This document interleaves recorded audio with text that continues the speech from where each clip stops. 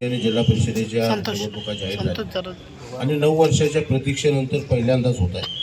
बंधूंनो, 9 वर्षापूर्वी ह्या परिसराचा आणि आलाज जिल्हा परिषद मतदारसंघामध्ये आपण दादेपाशा पटेलना या ठिकाणी त्यांच्या मंडळीनं ह्या प्रभागाचं आणि ह्या परिसराचं प्रतिनिधित्व करायची संधी दिली आणि खरंच मी ह्या तालुक्याच्या एकंदरीत अनेक या तालुक्याचा अभ्यास केला।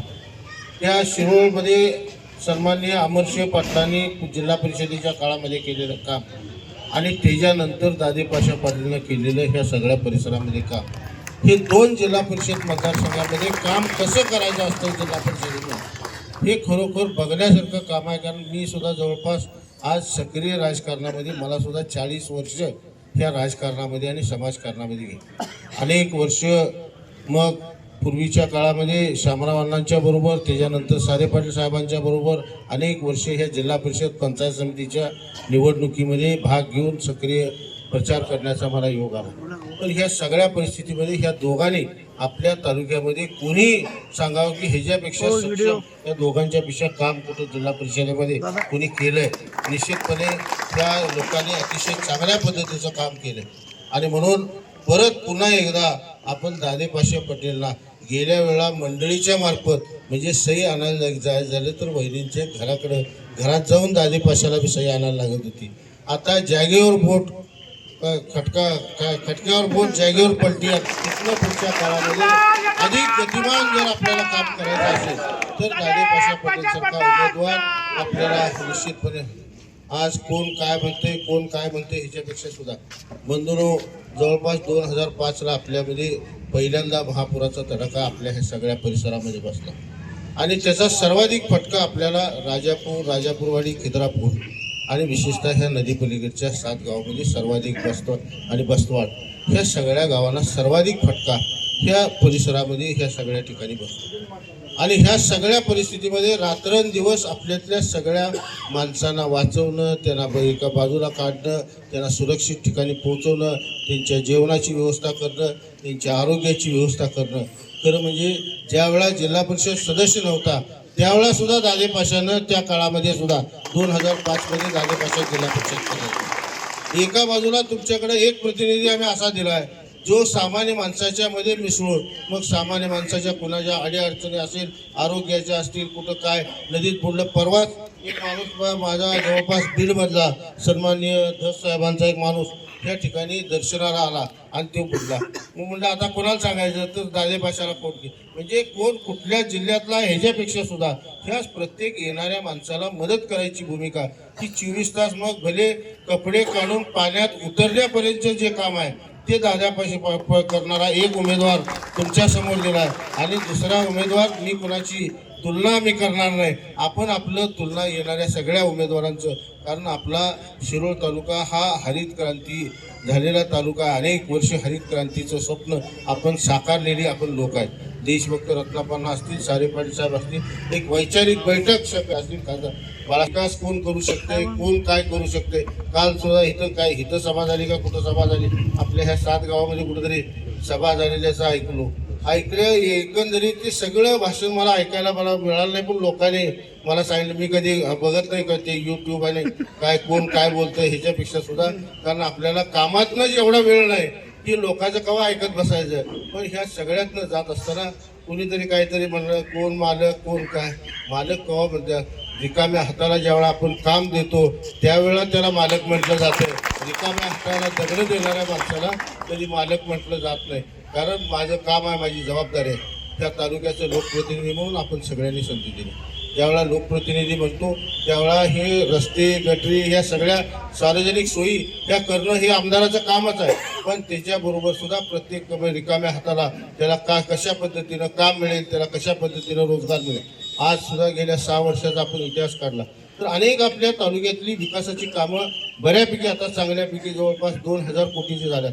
आपल्या सुद्धा ह्या 7 गावामध्ये जवळपास 125 कोटी रुपयाची कामं, ही विकास कामं आता परवा सुद्धा आपण सगळ्या घाट बांधकाम, आपण ह्या सगळ्या 7च्या गावामध्ये आता घाट बांधकामाचा आपण प्रोजेक्ट आपण हाती घेतलाय। निश्चितपणे अजून एवढ्या वर्षामध्ये देशाला स्वातंत्र्य होऊन 80 वर्ष झाले, अजून कवटेला सुद्धा घाट नव्हता, की आता आम्हाला परवा आम्ही ज्यावेळा घाट बांधकामाचा शुभारंभ करायला गेलो त्यावेळेला आम्हाला कळलं अशा अनेक गोष्टी त्या त्रुटी अनेक वर्ष प्रत्येकाने राज्य केले. कोण काय म्हणते ह्याच्यापेक्षा सुद्धा विरोधकांना सुद्धा माझं सांगणं आहे की आपण एकमेकाला शिवा देणं म्हणजे आपलं काम आणि आपला प्रचार संपला असं होत नाही. आपण तुम्ही केलेल्या पाठिंब्याच्या 10 वर्ष 15 वर्ष जे काही आपण नेतृत्व आपण त्या तालुक्याचं प्रतिनिधी म्हणून आपण केलेलं आहे त्या काळातलं आपलं काम सांगा. भविष्यामध्ये आपण करणार आहे ते काम सांगा आणि त्यातनं आपण पुढे जाऊ आणि त्यामधनं लोक जे आपल्याला काय कौल देतील तो स्वीकारून आपण एकमेक काम करण्याचा प्रयत्न करूया. नुसतं उन्हं काढायला आपल्याला वेळ नाही. आपल्याला ह्या तालुक्याचा विकास सर्वांगीण विकास करायचा आहे. आता ह्या तालुक्यातले रस्ते गटरी आता ही कामं जवळपास आता ही सगळी होत आली. आता घाट बांधकाम झालं हे सगळं बांधकाम झालं. परवाचा पण शार्पडीचा सुद्धा प्रश्न घेतला. 1.5 लाख 1.5-2 लाख रुपये एका एकराला शार्पडीला खर्च येतो हे तुम्ही आणि आम्ही सगळ्यांनी बघितलं.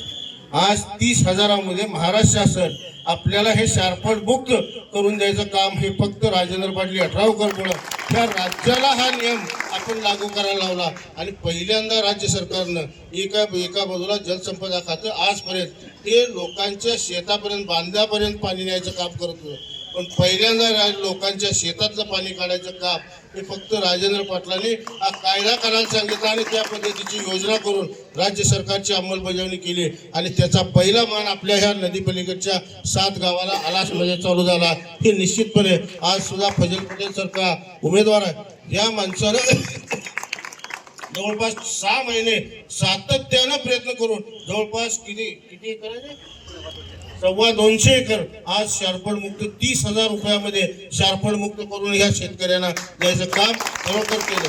अशी माणसं जी काम करणारी माणसं आहेत जी लोकांचं हित डोळ्यासमोर जवळपास काय करत होती त्याला 200-250 लोकांच्या शेतकऱ्यांचा प्रश्न 30,000मध्ये जे 2.25 लाख रुपये कर्ज काढून 12% आणि 13% जर कर्ज काढून जर माणसाला जर भरायला लागत असते त्या माणसाला जर 30,000 रुपयामध्ये काम होत असेल तर निश्चितपणे अशा ज्या शासनाच्या ज्या वेगवेगळ्या योजना आहेत ते बरे प्रसंगी शासनाला नवीन योजना करायला लावून आपण ह्या तालुक्यामध्ये कशा पद्धतीनं अंमलबजावणी करता येईल अशा सगळ्या योजना शासनाच्या ज्या आपल्याला आणता येईल त्या आणण्याची गरज आहे. आज सुद्धा ओढ्याचे रस्ते MDR आपण अनेक रस्ते आपण या तालुक्यातले केले. जर हे ओढ्याचे रस्ते MDR करायचे झाले तर ह्या सगळ्या जिल्हा परिषदेचे एक ठराव हे आपल्याला लागत असतात. त्यामुळं ज्या पद्धतीनं आपण ह्या गेल्या 5-6 वर्षामध्ये विकासाची जी गती ठेवली आपण ते जर ह्या जिल्हा परिषदेमध्ये जर एक विचाराचे जर लोक ह्या जिल्हा परिषद आणि पंचायत समितीमध्ये आले नाही तर तालुक्याच्या विकासाला अनेक अडचणी निर्माण होतात. काही ग्रामपंचायतीचं उदाहरण मी जाहीरपणे त्या ठिकाणी बोलत नाही पण ज्यावेळेला खाजगी कोणी मला विचारलं तर मी निश्चितपणे सांगेन काही ग्रामपंचायतींनी जाणीवपूर्वक ठराव दिले नाही. त्या गावामध्ये विकासापासून वंचित ठेवायचं काम काही लोकांनी केलं. पण ज्यावेळा हे सगळं करत असताना जर आपण ठराव दिला ग्रामपंचायत व्यवस्थित आपल्या एक विचाराची असेल जिल्हा परिषद पंचायत समिती जर आपली एक विचाराची असेल तर निश्चितपणे आपल्या ह्या भागाच्या विकासाला अधिक गती ही भविष्य काळामध्ये देण्याची गरज आहे. तालुक्यामध्ये होते आज जवळपास 950 खाटा आपण ह्या तालुक्यामध्ये उभा करायचा संकल्प केला आणि एक मेडिकल हब आपण आपल्या ह्या तालुक्यामध्ये तयार करतो की जेणेकरून तालुक्यातल्या कुठल्याही माणसाला आरोग्याच्या समस्येसाठी म्हणून आपल्याला तालुक्याच्या बाहेर जाता कामा नये अशा अनेक योजना आपण करायचा निर्णय घेतला आणि त्यासाठी म्हणून ही ह्यालाच का उमेदवारी त्यालाच का उमेदवारी अनेक चर्चा ह्या सगळ्या घडामोडीमध्ये गेल्या 5-7 दिवसामध्ये झाली.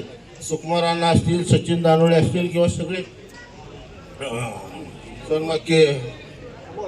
अमोल असतील किंवा बाकीचे सगळे सन्माननीय धनाजी काका असतील हे सगळेच लोक हे काही उमेदवाराला पात्र नाहीत अशा पद्धतीची परिस्थिती आहे. पण हे सगळं करत असताना एकालाच कोणाला तरी उमेदवारी द्यायला लागते. म्हणून ही सुद्धा जी बाकीची जी माणसं आहेत ही सुद्धा तेवढ्याच तळमळीनं सामाजिक काम करणारी माणसं आहेत. त्यांना सुद्धा तेवढाच मुलानं ही तालुक्यामध्ये काम करणारी माणसं आहेत.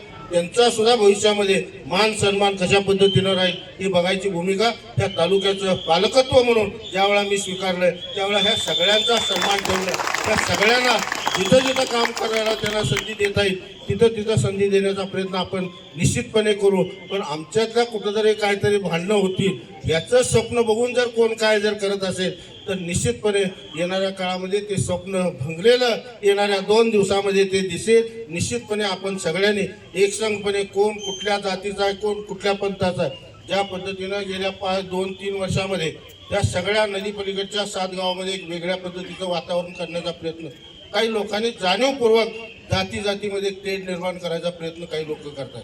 बंधूंनो, ही परिस्थिती कुठंतरी थांबवायला पाहिजे. आपला तालुका हा पुरोगामी तालुका म्हणून ओळखला जातो. देशभक्त रत्नाप्पा कुंभार असतील, सारे पाटील साहेब असतील, शामराव पाटील असतील, एक वैचारिक विचार घेऊन एक वैचारिक बैठक या तालुक्याला देण्याचा प्रयत्न केला. आज काही लोक वेगवेगळ्या जातीचा आधार घेऊन काही लोक खेळ करण्याचा प्रयत्न करतील. या सगळ्या जातीपातीच्या खेळाच्या पलीकडे जाऊन या तालुक्याचा विकास करायचा असेल, ह्या तालुक्याच्या प्रत्येक माणसाच्या रिकाम्या हाताला जर काम द्यायचं असेल, त्याच्या आरोग्याच्या सुविधा करायच्या असतील, त्या माणसाचा आर्थिक स्तर इथनं पुढच्या काळामध्ये आपला एकमेव कार्यक्रम असला पाहिजे. रस्ते गटरी ह्या सगळ्या होत राहतील, पण प्रत्येक माणसाचा आर्थिक स्तर कशा पद्धतीने उंचावेल हे सुद्धा बघायची भूमिका आपण येणाऱ्या काळामध्ये घ्यायची. सार्वजनिक आपण अनेक सांस्कृतिक भवन प्रत्येक समाजाला सुद्धा आता आपण देतोय.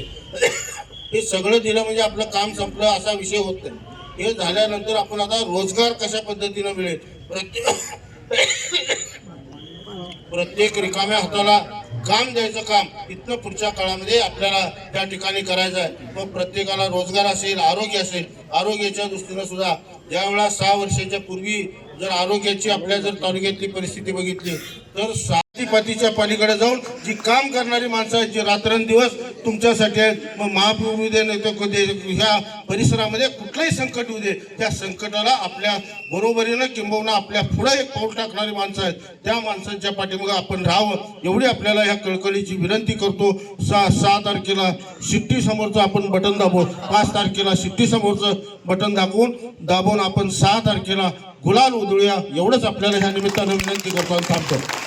येणाऱ्या काळामध्ये येणाऱ्या त्या सगळ्या कन्यागताचा काळ येत असताना अनेक विकास कामाची गरज आपल्याला ह्या सगळ्या परिसरामध्ये आपल्या ज्या अनेक वर्षाच्या अडचणी आहेत त्या सुद्धा सोडवण्याची संधी ही आपल्या ह्या कन्यागतामध्ये मिळणार आहे. आणि त्यासाठी म्हणून जर आपल्या विचाराचा जर माणूस असेल तर निश्चितपणे एक चांगल्या पद्धतीची विकास कामं आपली जी राहिलेली जी विकास कामं आहेत ती सुद्धा आपल्याला पूर्ण करता येईल. आज तालुका आपला असेल, पर्यटनाच्या दृष्टीनं असेल. अशाच अपडेटसाठी SP न्यूज चॅनलला लाईक करा, शेअर करा आणि सबस्क्राईब करा.